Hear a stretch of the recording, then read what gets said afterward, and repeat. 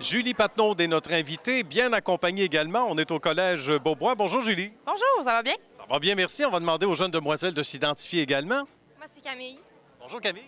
Moi, c'est Elisabeth. Bonjour, vous allez bien? En forme? Excellent. On parle de musique, entre autres, au sens large du côté du Collège Beaubois. On pourra en parler pendant des heures. On commence avec quoi, Julie? On peut commencer avec les activités qui sont offertes à l'école en parascolaire. On travaille beaucoup, on fait de l'harmonie, évidemment, de secondaire 1 à 5, c'est permis, tout le monde, on peut faire ça. On peut faire du combo jazz à partir de deuxième secondaire, puis de l'ensemble vocal qu'on peut ajouter, qui est ouvert à tout le monde dans l'école de première à cinquième secondaire. Intéressant. Et pour toi, qu'est-ce qui t'a allumé pour le merveilleux monde de la musique? Et moi, c'est mon prof, Annie, qui n'est pas ici en ce moment, mais en secondaire 1, qui m'a elle m'a poussée à faire le camp musical estival. C'est une autre activité que Julie n'a pas mentionnée. Ça a vraiment changé ma perception de la musique à Beaubois. Et après ça, j'ai fait... je suis dans l'harmonie depuis 4 ans maintenant. J'ai fait le voyage à Cuba. Ça a vraiment changé mon expérience au secondaire. Oui, on va reparler tantôt du voyage à Cuba et c'est ce qui t'attend, toi, l'an prochain. Mais jusqu'à maintenant, qu'est-ce qui t'a motivé à finalement à prendre part à l'harmonie, entre autres?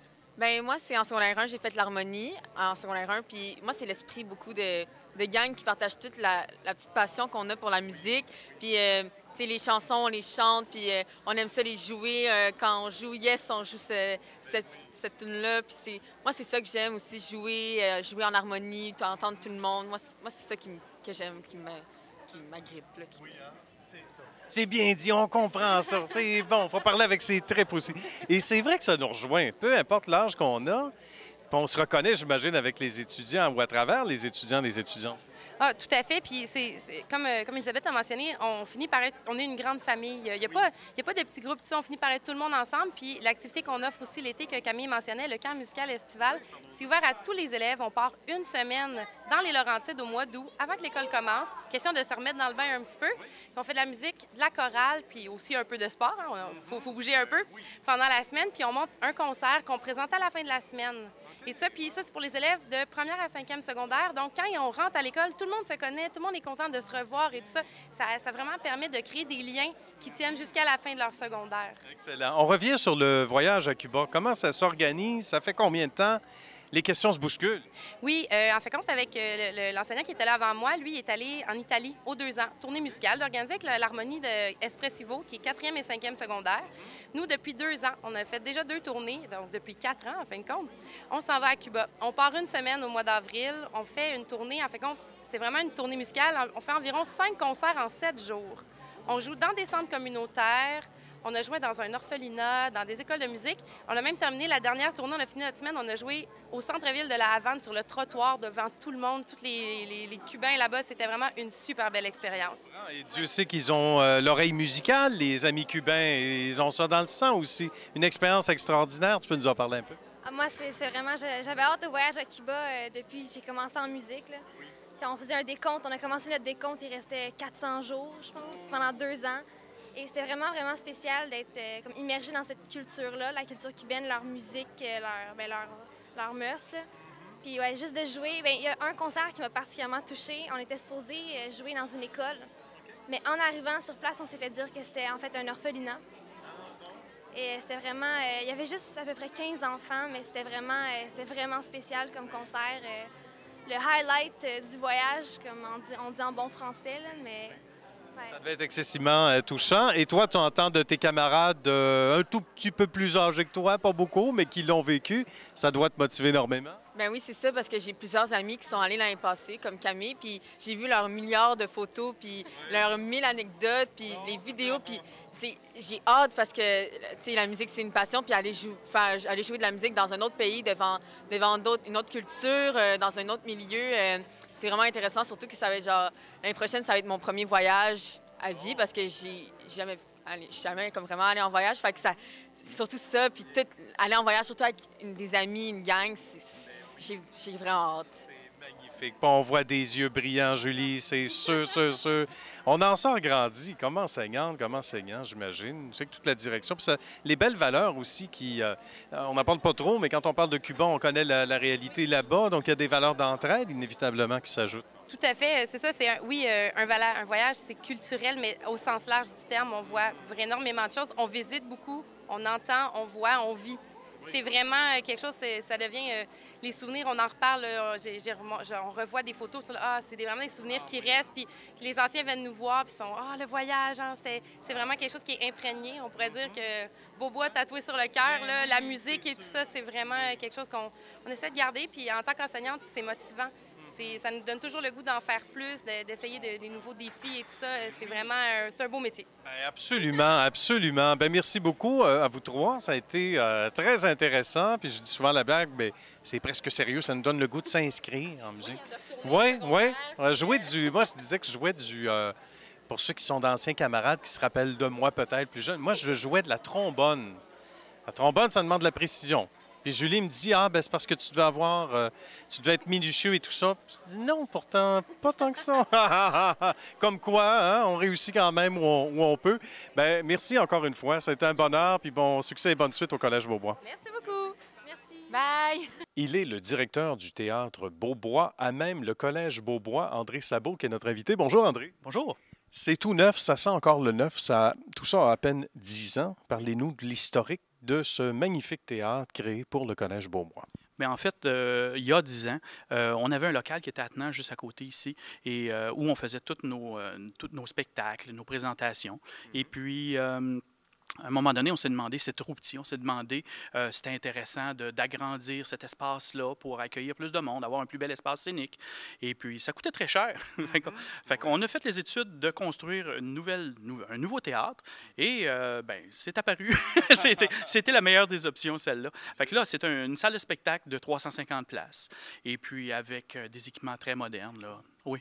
C'est ce que l'on voit et c'est ça qui est fantastique. Ça doit être excessivement motivant pour les étudiants d'abord et avant tout parce que c'est pas tous les collèges, privés ou publics, peu importe, qui sont en mesure de se doter d'une salle comme ça, d'une telle qualité. Mais pour le directeur, pour les différents responsables, pour les professeurs, ça doit être inspirant. Écoutez, c'était du jour au lendemain.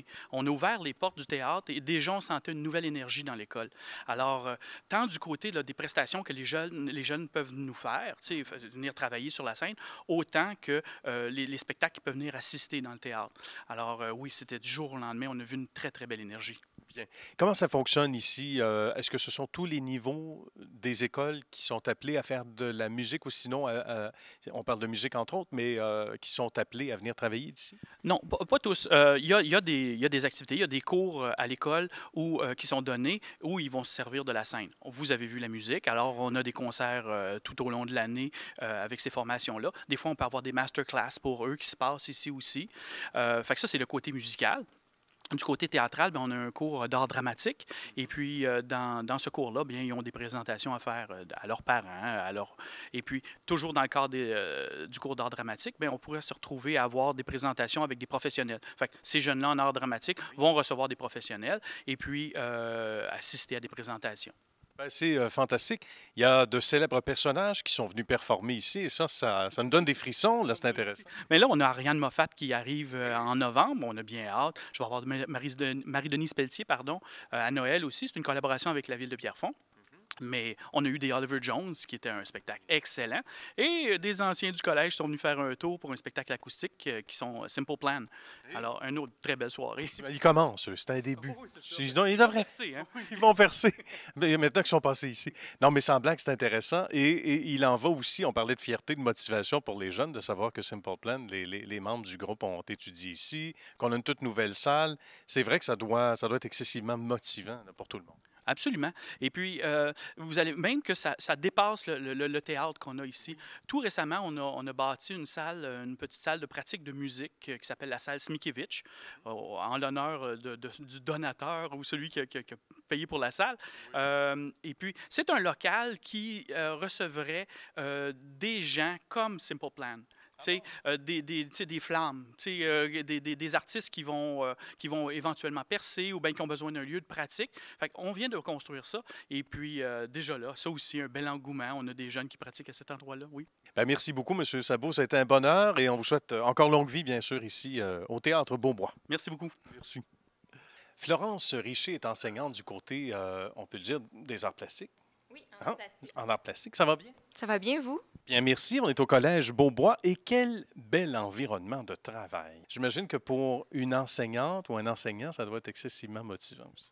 Définitivement, le local, l'ambiance, les matériaux, les élèves, tout ce qu'il y a ici, pour moi, c'est très motivant. Bien. Bon, là, j'ai le goût de savoir, vous savez que c'est une émission qui tourne autour de la passion. Et j'ai le goût de savoir, Florence, ce qui vous a animé pour le domaine des arts en général. On dit que ça commence tout petit ou toute petite. Est-ce que c'est vrai pour vous aussi? Oui, toute petite. Déjà, à la maternelle, c'était très clair pour tout le monde. En 5e secondaire, j'ai pris toutes les options que je pouvais prendre en art, en vidéo, en photo, à la polyvalente où j'étudiais. Je me suis dirigée immédiatement au cégep Lionel Groulx à Sainte-Thérèse en arts plastiques. Un petit changement, 1 an en design de l'environnement à l'UQAM pour terminer mes 4 années à l'UQAM en arts visuels et médiatiques, profil enseignement. Bien. Comment ça se passe quand on arrive ici et on travaille au Collège Beaubois? Les premières années, etc., ça s'est déroulé de quelle façon? Ça fait déjà 3 ans et demi que je suis ici.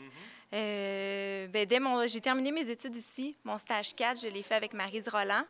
Bien. Et un grand accueil, un beau transfert de connaissances, un beau transfert de la passion que j'avais déjà, mais qui a grandi davantage et qui ne cesse de grandir, évidemment. Merveilleux.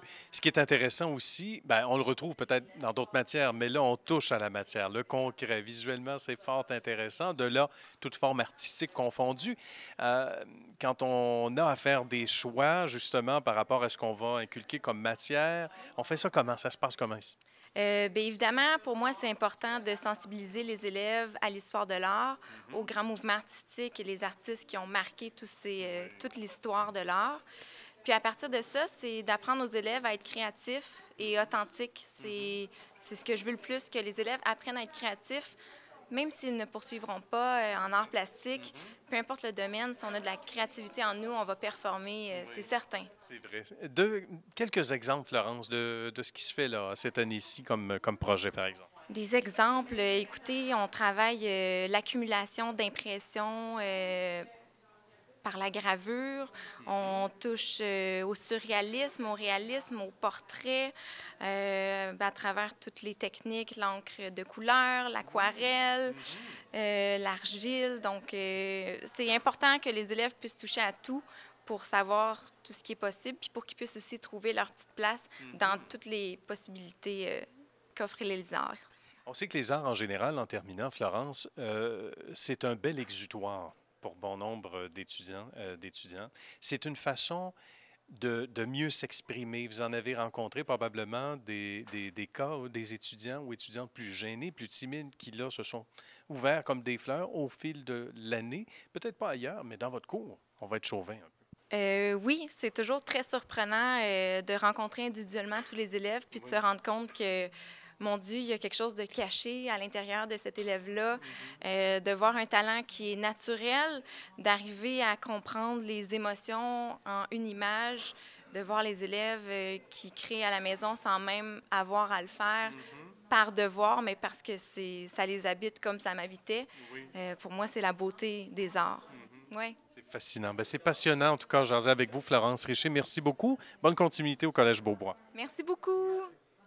Il est enseignant en musique, secteur primaire du côté du Collège Beaubois. J'ai nommé M. Michel Gauthier. Bonjour, M. Gauthier. Bonjour, bonjour. Vous êtes dans un rayon fascinant. On est tous des amateurs ou presque de la musique en général. Et on apprend ça tout jeune maintenant, ce qui ne fait pas exception au Collège Beaubois. Eh bien, au Collège Beaubois, on est très chanceux puisque l'apprentissage de la musique commence dès la maternelle, à raison de 2 périodes par semaine. Donc, maternelle, première, 2e année, 2 périodes par semaine. Et ensuite, ça se poursuit en 3e, 4e, 5e, 6e avec 1 période par semaine.